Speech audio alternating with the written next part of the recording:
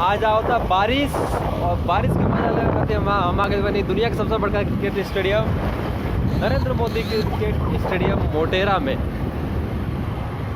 और ये बहुत मज़ा आता, थोड़ा थोड़ा सा बुनिया होता और ये जो घूमने में बहुत ही मज़ा आता।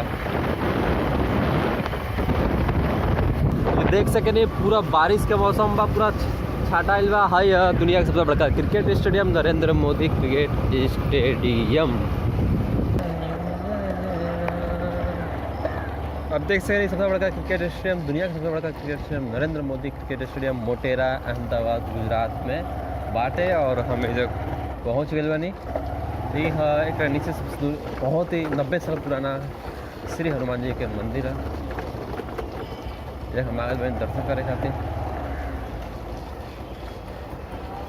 राम सिया राम सिया राम जय जय राम।